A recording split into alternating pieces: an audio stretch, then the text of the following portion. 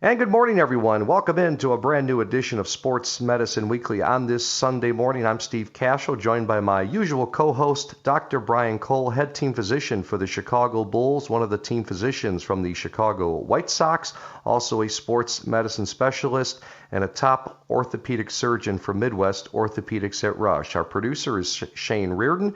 Our website is sportsmedicineweekly.com. And Dr. Cole, how are you on this Sunday morning? Steve, I'm doing great. It's great to speak with you today.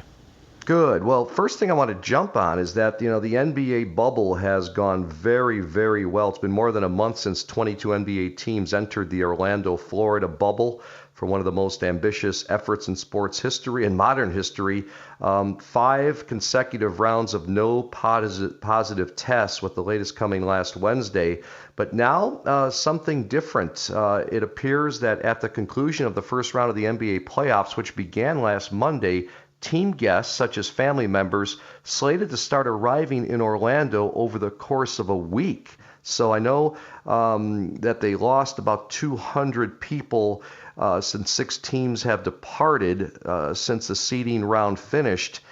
But all of a sudden, they're going to start inviting families in. And I want to get your thoughts about that. And it's a next kind of crucial hurdle, right?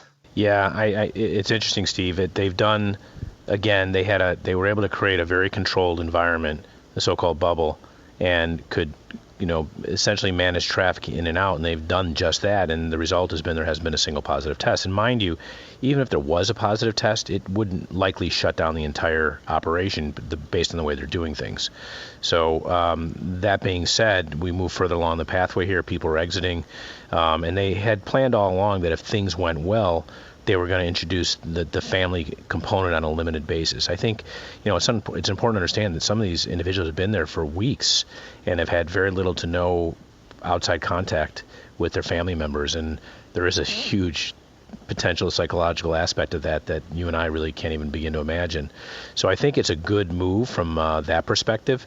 The NBA, having had been exposed to MLB, NFL, independent baseball, and the NBA, I can tell you that the processes are as equally laid out as family would come and go, and it's not as if they're just going to arrive without testing. The whole concept has been ample use of testing to assure that people coming in are negative, and it's not just getting a single test. So it is a burden for the families, but if they follow the rules, which I confident they will, because everyone understands the cost to the price they pay if we have a slip up, I think they can remain just as successful.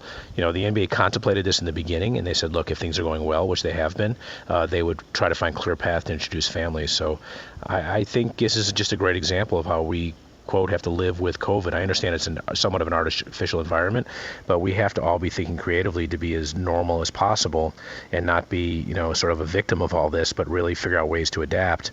So I'm very supportive of the effort, quite frankly, just given all the thought behind screening people who are going to be coming in. Okay, great. Well, let's move on.